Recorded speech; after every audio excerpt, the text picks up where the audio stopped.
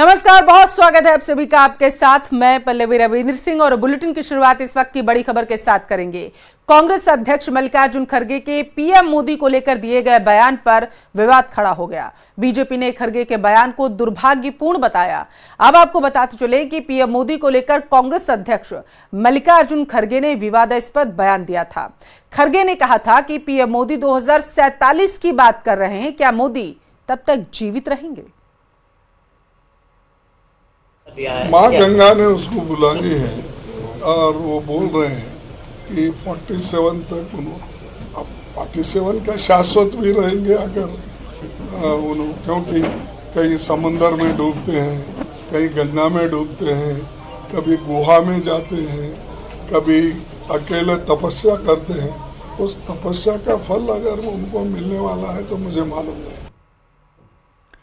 मल्लिकार्जुन खड़गे के इस बयान पर बीजेपी ने अब आपत्ति जताई है। बीजेपी ने खड़गे के बयान को बेहद ही दुर्भाग्यपूर्ण बताया। पूरा विश्वास रखा है कि 2047 तक बीजेपी ही रहने वाला है। कांग्रेस पार्टी ने जो विश्वास जताया, इसके लिए मैं कांग्रेस पार्टी को धन्यवाद समर्पित करता हूं। 10 साल से उनकी सरकार यही कर रही है। जब कांग्रेस पार्टी इस पर कुछ कह नहीं पा रही, ये दुर्भाग्यपूर्ण है कि उनके राष्ट्रीय अध्यक्ष इस प्रकार की व्यक्तिगत टिप्पणी कर रहे हैं।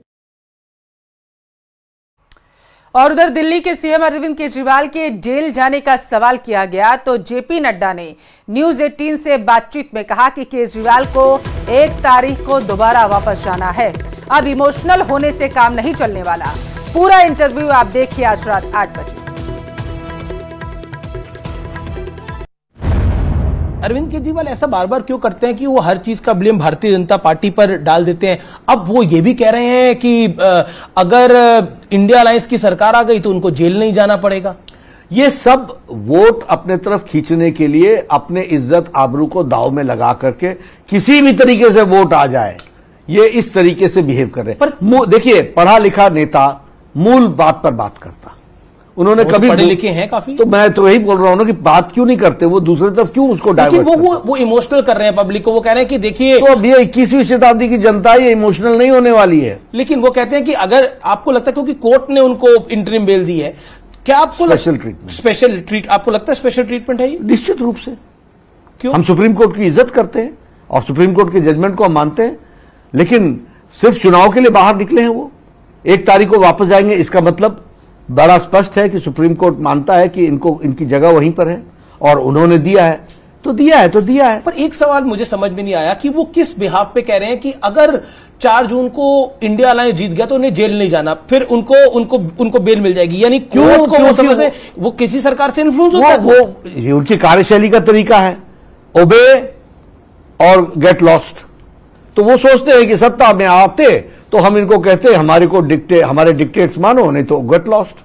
भारतीय जनता पार्टी ऐसे नहीं मानती है। Bharatiya Janata party supreme court के जजमेंट को रिस्पेक्ट करती है। जी, आज 3 राज्यों में 3 बड़े हादसे हुए हैं जिसमें कई लोगों ने अपनी जान गंवा दी है। आप पहली तस्वीर अपने टेलीविजन स्क्रीन पर शाहजहांपुर की देख रहे हैं, जहां श्रद्धालुओं से भरी बस हादसे का शिकार हुई। हादसे में 11 श्रद्धालुओं की जान गई है। दूसरी तस्वीर गुजरात के राजकोट की है, जहां शनिवार को गेम जोन में आग लगने से 28 लोगों की मौत हो गई, ऐसी जानकारी है। वहीं तीसरी तस्वीर दिल्ली के विवेक विहार की है, जहां एक बेबी केयर सेंटर में आग लगने से 7 नवजात मासूम काल के गाल में समा गए।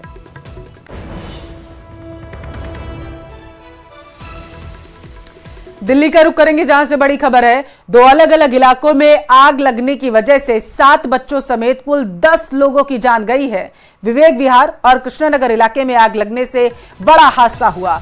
विवेक विहार में एक बेबी केयर सेंटर में आग लगी, तो वहीं कृष्णानगर की एक बिल्डिंग में आग लगने से 3 लोगों ने अपनी जान गंवा दी। तस्वीरें आपके टेलीविजन स्क्रीन पर 2 तस्वीरें आपको दिखा रहे हैं। पहली तस्वीर उस बेबी केयर सेंटर की है जहां पर आग लगी थी, और दूसरी तस्वीर में जहां 3 लोगों ने अपनी जान गंवा दी है। अब वहां पर सिर्फ मलबा बचा हुआ है, सब कुछ जलकर खाक हो गया।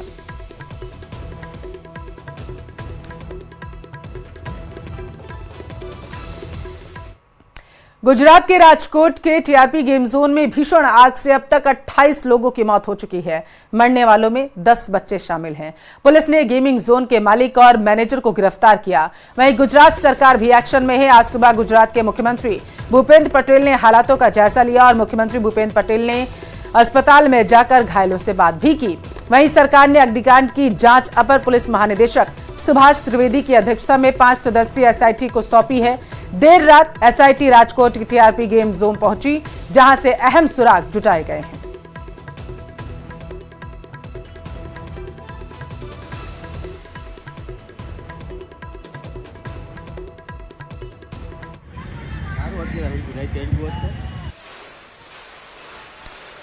छुट्टी वाला दिन था बताते चलें, और क्योंकि वीकेंड था इस वजह से बड़ी संख्या में गेमिंग जोन में बच्चे भी थे और भी कई लोग थे, जिसकी वजह से आग लगी और यह हादसा हो गया। 5 तस्वीरें आपके टेलीविजन स्क्रीन पर हैं। 27 लोगों की मौत की खबर जो है अब तक पुष्टि हो चुकी है कि 27 लोगों ने अपनी जान गंवाई है। गेमिंग जोन में एसआईटी जो है जैसे ही गठन किया गया उसका, तो वो जांच करने के लिए पहुंची, मौका मुआयना किया गया, साक्ष्य जो हैं जुटाए जा रहे हैं। और दूसरी तरफ देश के दिग्गज नेताओं ने, राष्ट्रपति और पीएम मोदी ने भी इस मामले पर दुख जताया है और शोकाकुल परिवार के प्रति उन्होंने सांत्वना अपनी व्यक्त की है। मौके पर कई मंत्री भी पहुंचे, जिन्होंने जहां एक तरफ परिवार को ढांढस बंधाया जिनकी मृत्यु हुई है उनके परिवारों को, और दूसरी तरफ घायलों का हालचाल भी जाना, स्थितियों का भी जायजा लेने के लिए वहां पहुंचे कि आखिर इतनी बड़ी तादाद में जो मौत हुई है लोगों की, जो घायल हुए हैं, आखिर ये हादसा हुआ कैसे। और वकीलों ने बहिष्कार कर दिया है, ऐसी जानकारी है, उन्होंने केस लेने से इनकार कर दिया। तस्वीरें आपके टेलीविजन स्क्रीन पर। राजकोट अग्निकांड मामले में दावा किया जा रहा है कि सीढ़ियों पर वेल्डिंग करते वक्त धमाका हुआ। 1 मिनट में आग तीसरी मंजिल तक फैल गई। हालांकि प्रशासन की तरफ से अब तक इस बात की पुष्टि नहीं की गई आग लगने के पीछे की असल वजह आखिर क्या है, लेकिन अब की जांच में जो बात सामने आई है वो चौंकाने, डराने वाली।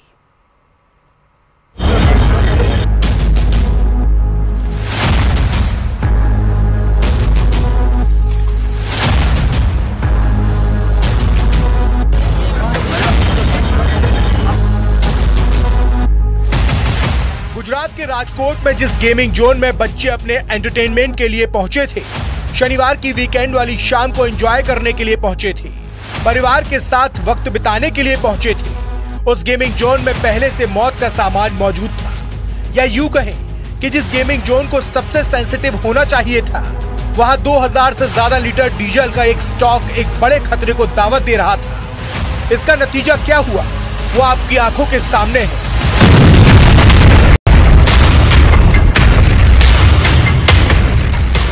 कार ट्रैक के किनारे रखे टायर और शेड में लगे थर्मोकोल शीट तक पहुंची आग ने जगह बना ली थी और कुछ ही मिनटों में पूरा गेमिंग जोन भट्टी में बदल गया।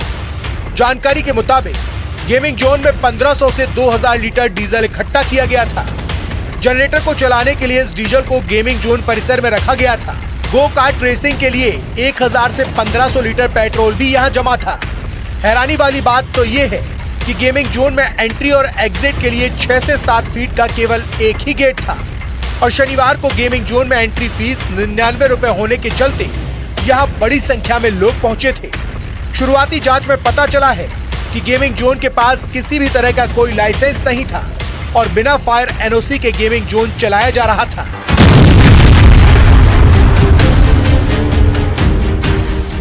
गेमिंग जोन अग्निकांड की खबर मिलते ही पीएम मोदी ने गुजरात के मुख्यमंत्री भूपेंद्र पटेल से मौजूदा हालात की जानकारी ली। साथ ही पीएम मोदी ने ट्वीट करते हुए मृतकों के परिजनों के प्रति सांत्वना और घायलों के जल्द स्वस्थ होने की कामना की। अग्निकांड मामले में उच्च स्तरीय जांच के लिए सीएम भूपेंद्र पटेल ने 5 सदस्यों की कमेटी का गठन किया है। टीम ने रात को ही जांच शुरू कर दी है और मौके से कई अहम सबूत जुटाए गए हैं। एक बहुत ही दुखद घटना बनी है जिसमें अनेक परिवारजनों को, अपने स्वजनों को खोना पड़ा है। साथ साथ में कई बच्चों का भी इसमें देहांत हुआ है। मुख्यमंत्री जी के निर्देश से मैं आज राजकोट आया हूं। एसआईटी जो बनाई गई है वो एसआईटी को भी तात्कालिक सूचना दी गई है कि रात को 3 बजे से ही ये पूरी तहकीकात जल्द से चालू की जाए। जानकारी के मुताबिक गेमिंग जोन बनाने में लकड़ी का ज्यादा इस्तेमाल किया गया था। इस वजह से आग पर काबू पाने में काफी मुश्किलें हुई और इमरजेंसी गेट नहीं होने के चलते लोगों को बाहर निकलने में दिक्कत हुई। नतीजा ये रहा कि कई लोगों की दम घुटने से मौत होने की बात सामने आ रही है। गेमिंग जोन किराए के प्लॉट पर 2 एकड़ में बनाया गया था। यहाँ 10 तरह के गेम खेले जाते थे। छुट्टी की वजह से एंट्री फीस में भारी कमी थी। फीस 500 रुपए प्रति व्यक्ति से घटाकर 99 रुपए प्रति व्यक्ति कर दी गई थी, जिस वजह से यहाँ काफी लोग पहुंचे थे। अग्निकांड में मौत के आंकड़े रोंगटे खड़े कर देने वाले हैं और ये आंकड़े लगातार बढ़ रहे हैं। गुजरात सरकार इस अग्निकांड में दोषियों पर सख्त कार्रवाई की बात कर रही है। क्यों लगी, कौन दोषित है, उसकी जांच भी होनी चाहिए और उनको सजा भी मिलनी चाहिए। फिर से मैं इस दुर्घटना के लिए दुख व्यक्त करता हूं। वहीं राजकोट अग्निकांड में आग की लपटों के बीच सियासी रोटियां भी सिकनी शुरू हो गई हैं। कांग्रेस और आम आदमी पार्टी ने अग्निकांड को लेकर बीजेपी सरकार को घेरा है। क्या हो रहा है गुजरात में? ऐसी घटनाएं बार बार घटती है और सरकार को लोगों की जान की कोई चिंता ही नहीं है। इंसान की जान से ज्यादा कीमती और कुछ नहीं हो सकता है। हाईकोर्ट ने बार बार कहा है कि फायर सेफ्टी के जो भी प्रावधान करने पड़ते हैं वो नहीं हो रहे हैं गुजरात में, और कीजिए। एक भय मुक्त भ्रष्टाचार हो रहा है गुजरात में। भाजपा की सरकार हफ्ते खाती है और इसलिए जान माल की सुरक्षा की इसे कोई चिंता ही नहीं है। कि गुजरात सरकार और तंत्र बोधपाठ क्यों नहीं ले रहा है? आज वेकेशन है, समर के वेकेशन में बच्चे जाते हैं घूमने के लिए। डर लगता है गुजरातियों को कि कहीं से ब्रिज गिरेगा, कहीं से आग लगेगी और बच्चे जिंदा वापस आएंगे कि नहीं आएंगे। घटना पर सभी की आंखें नम है। राष्ट्रपति ने भी इस घटना पर दुख जाहिर किया है। उनके अलावा पीएम मोदी, गृह मंत्री अमित शाह, राहुल गांधी, अरविंद केजरीवाल समेत तमाम नेताओं ने घायलों के जल्द स्वस्थ होने की कामना की है।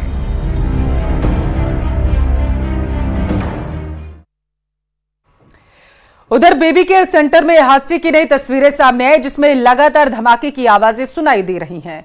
खबरों के मुताबिक ऑक्सीजन सिलेंडर फटने की वजह से हादसा हुआ था। बताया जा रहा है कि बेबी केयर सेंटर में बड़ी संख्या में ऑक्सीजन सिलेंडर रखे हुए थे। जानकारी के मुताबिक अस्पताल संचालकों की लापरवाही की वजह से यह हादसा हुआ। आप पास के लोगों का कहना है कि रिहायशी इलाके में बने मकान में अवैध रूप से इस बेबी सेंटर को चलाया जा रहा था। बेबी सेंटर की आड़ में यहां पर ऑक्सीजन सिलेंडर की अवैध तरीके से रिफिलिंग भी की जाती थी। कई बार प्रशासन से शिकायत भी की गई, लेकिन कोई कार्रवाई नहीं हुई। पीछे हो जाओ, अभी और सिलेंडर है, पास आते वो भाई निकाल लो 1 मिनट। कल देर रात जो अग्नि हादसा हुआ वो इतना भयानक था, आप सीधे कैमरे की तस्वीर से देख सकते हैं। ये बेबी केयर सेंटर था जो कि 120 गज में था। इसके भूतल पर आग लगी और देखते ही देखते 3 मंजिला इमारत पूरी तरह आग की चपेट में आ गई और इसके आसपास की जो भी इमारतें थी वो आग की चपेट में आ गई हैं। ऐसे में 7 बच्चों की मौत हो चुकी है। लिहाजा 7 बच्चों की मौत का जिम्मेदार कौन है ये अभी जांच का विषय है, लेकिन अस्पताल के संचालक पर एफआईआर दर्ज कर दी गई है। हम बात करते हैं इस बिल्डिंग के आसपास के रहने वाले लोगों से कि यह हादसा कितना भयानक था। खुद इन्होंने देखा है और यही बताएंगे कि दर्दनाक हादसे का मंजर क्या थे। भाई साहब, आपका नाम क्या है? विजय जैन। अस्पताल के कितनी दूर आपका बिल्डिंग है? बराबर वाला हमारा है। अच्छा, बराबर वाला है। किस समय ये घटना हुई? रात को 10:30 बजे। 10:30 बजे। और दमकल कर्मी यहाँ पे कितने समय पहुँचे? 11 बजे। क्या कारण रहा था? आपको क्या लगता है? यहाँ का कारण ये नाजायज काम होता था। सिलेंडर, बड़े सिलेंडर, छोटे सिलेंडर भरते थे ऑक्सीजन के। ये समय ये हादसा हुआ है क्योंकि ये आईसीयू, हमें लगता है जो आईसीयू सर्विस प्रोवाइड कराता था ये अस्पताल, तो यहाँ परिजन थे कि नहीं थे? नहीं, कोई परिजन नहीं थे। 2-2, 3-3 दिन के बच्चे, न्यू बोर्न 12 बच्चे एडमिट थे। स्टाफ सब भाग गया, पब्लिक ने बच्चों को निकाला है, उसमें से 7 एक्सपायर हो गए, 5 बचे हैं। इसके मतलब जो बच्चे यहाँ आते थे वो किसी हॉस्पिटल से इनका कनेक्ट होगा जहाँ डिलीवरी होती होगी, वहाँ से बच्चे यहाँ लाए जाते होंगे। एग्जैक्टली। न्यू बोर्न बेबी 1-2 दिन का बच्चा पैदा होते ही उनको डरा देते थे, इसको पेट में पानी भर गया, इसकी ऑक्सीजन खत्म हो गई, सेटिंग का खेल है सारा। वो बच्चे यहाँ आते थे, उनको ये एडमिट करते थे और इसमें ज्यादातर मोस्टली एक्सपायर बच्चे होते थे। कितने दिन से ये अस्पताल संचालित था? तकरीबन 3 साल से संचालित है। इससे पहले यहाँ पे क्या था? इससे पहले ये बैंक की बिल्डिंग थी, बैंक ने ऑक्शन किया है। पहले जो रिहायशी मकान है, ये रिहायशी मकान है, 120 गज का पार्ट है। पहले ये मकान था और इसमें बैंक चलती थी? नहीं, बैंक नहीं चलता था, खाली रिहाइश था, पब्लिक फैमिली। इसमें पहले फैमिली रहती थी? फैमिली रहती थी। इसको अस्पताल में कन्वर्ट कर दिया? हाँ जी, अस्पताल में इलीगल कन्वर्ट किया। 3 साल से ये अस्पताल चल रहा है? हाँ जी। आप देख सकते हैं ये जो अस्पताल की बिल्डिंग है, यानी कि जिसमें अस्पताल संचालित था, वो एक रेजिडेंशियल मकान था और 120 गज का मकान है, जिसमें रैंप वगैरह जहां तक है कोई सुविधा नहीं होगी क्योंकि रेजिडेंशियल मकान है और इसमें इनलीगल तौर पर हॉस्पिटल चलता था। और इनका कहना है कि गैस रिफिलिंग यानी कि ऑक्सीजन गैस सिलेंडर आते थे यहाँ पे, बड़े और छोटे में उनको रिफिलिंग की जाती है। ये हादसा का भी कारण बना है। वीडियो जर्नलिस्ट कार्तिक के साथ संदीप पांडे, न्यूज 18 दिल्ली। दिल्ली के बाद अब बात बिहार की करेंगे। पूर्णिया में सबसे बड़े सिनेमा हॉल के रूप में प्रसिद्ध इमारत को शनिवार को जमींदोज कर दिया गया। सामने आई तस्वीरों में सिनेमा हॉल की बिल्डिंग ताश के पत्तों की तरह ढहती नजर आई। नए निर्माण कार्य के लिए उस जमीन पर बनी तकरीबन 40 साल पुराने इस बिल्डिंग को गिरा दिया गया। बताया गया है कि अपने समय में यह सिनेमा हॉल बिहार का सबसे प्रसिद्ध सिनेमा हॉल हुआ करता था, लेकिन पिछले कुछ सालों से बंद था।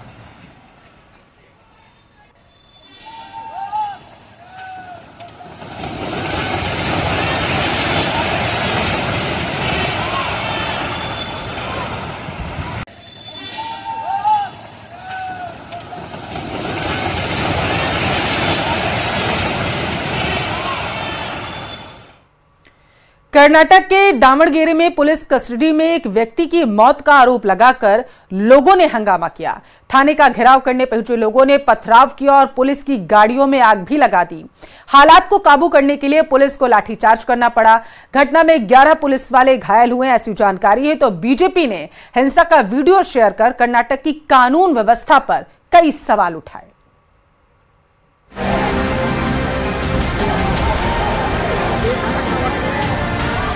सैकड़ों लोगों की इस भीड़ ने कर्नाटक के दावणगेरे जिले में जमकर बवाल काटा।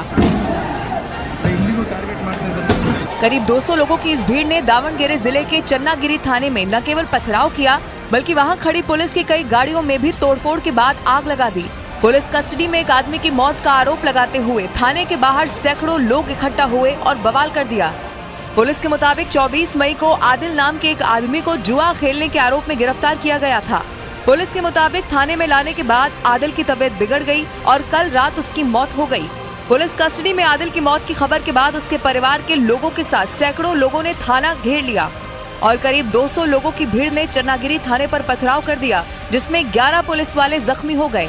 घटना के बाद एक एएसपी और चन्नागिरी थानाध्यक्ष को निलंबित कर दिया गया। कई घंटे तक लोग चन्नागिरी थाने में बवाल करते रहे। पुलिस ने हंगामा कर रहे लोगों को शांत करने की कोशिश भी की, लेकिन लोगों ने पथराव और आगजनी शुरू कर दी, जिसके बाद पुलिस ने हालात को काबू करने के लिए लाठीचार्ज किया। बीजेपी ने बवाल का video social media platform x पर शेयर करते हुए कानून व्यवस्था और कर्नाटक सरकार पर सवाल उठाए। चन्नागिरी की हालातों को देखते हुए वहां भारी फोर्स तैनात कर दिया गया है। पुलिस ने पूरे घटनाक्रम में 3 एफआईआर दर्ज की है और साथ ही उन लोगों की तलाश भी शुरू कर दी जिन्होंने थाने में तोड़फोड़, पथराव और आगजनी की थी।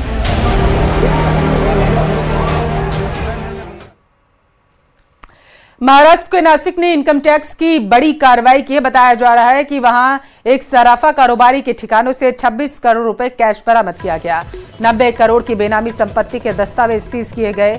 बरामद किए गए 26 करोड़ रुपए को गिनने में 14 घंटे का वक्त लग गया। कैश फर्नीचर में छिपा कर रखा गया था।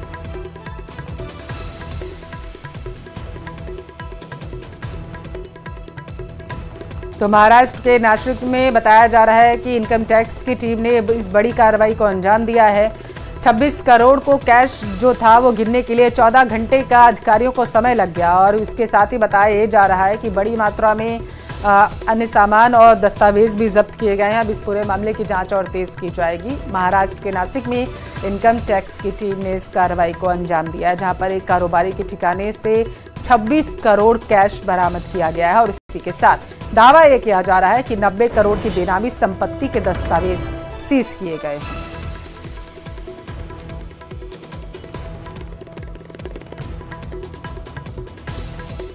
अहमदाबाद में सोने की तस्करी का खुलासा हुआ। डीआरआई ने अहमदाबाद अंतर्राष्ट्रीय हवाई अड्डे के पास एक होटल से 10 लोगों को गिरफ्तार किया। उनके पास से तकरीबन 8 करोड़ का सोना जब्त किया गया।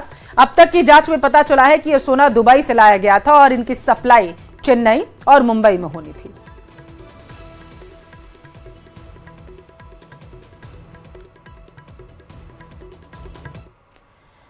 आज रात तक बंगाल की खाड़ी से शुरू होने वाला रिमाल तूफान पश्चिम बंगाल के समुद्र तटों से टकरा सकता है। मौसम विभाग के मुताबिक इस दौरान 120 किलोमीटर की रफ्तार से हवाएं चल सकती हैं और तूफानी हवाओं की वजह से समंदर में 1.5 मीटर लंबी लहरें भी उठ सकती हैं, जिसको लेकर कोस्ट गार्ड की टीम भी अलर्ट है।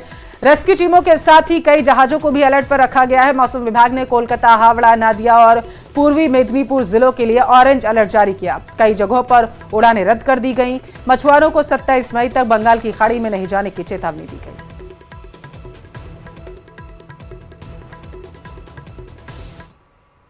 इंडियन मेट्रोलॉजिकल डिपार्टमेंट की तरफ से और स्टेट डिजास्टर मैनेजमेंट अथॉरिटी की तरफ से एडवाइजरी जारी की गई है। खासकर त्रिपुरा में जितने भी जिले साउथ डायरेक्शन में हैं, जैसे वेस्ट त्रिपुरा डिस्ट्रिक्ट, और उम्मीद है कि 25 तारीख की शाम से और 26 और 27 तारीख को हवाएं 50 से 60 किलोमीटर हवाएं तेज चल सकती हैं। इसके साथ साथ हैवी टू हैवी रेनफॉल की भी प्रोविजन है।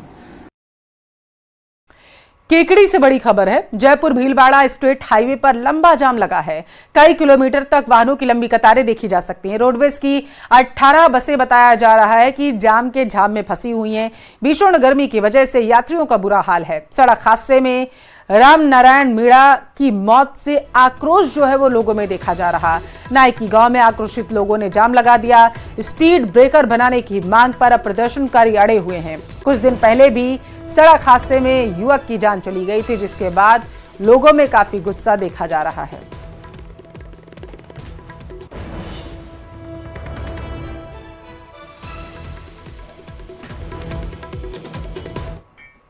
गुजरात में भी भीषण गर्मी है। शनिवार को अहमदाबाद के शारदाबेन अस्पताल में हीट स्ट्रोक की शिकायत पर भर्ती कराए गए 2 नवजातों की मौत हो गई। इससे एक दिन पहले भी इसी अस्पताल में लू लगने से 2 लोगों की जान गई थी। पिछले 4 दिनों में अहमदाबाद के अस्पतालों में हीट स्ट्रोक की शिकायत से 175 से ज्यादा मरीज भर्ती किए गए।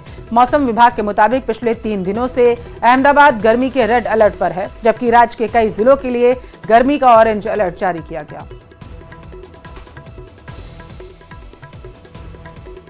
गुजरात के राजकोट से एक आपको हैरान करने वाला मामला बताते हैं, जिसमें हाईवे पर ऑटो रिक्शा वालों के बीच रेस होती नजर आई। इस दौरान कई मोटरसाइकिलें पर जो सवार थे वो भी इसमें दिखाई दिए। वीडियो राजकोट जामनगर हाईवे का बताया जा रहा है। ऑटो रिक्शा की रेस का वीडियो सामने आने के बाद ट्रैफिक पुलिस ने जांच के आदेश दिए। आरोपियों की तलाश।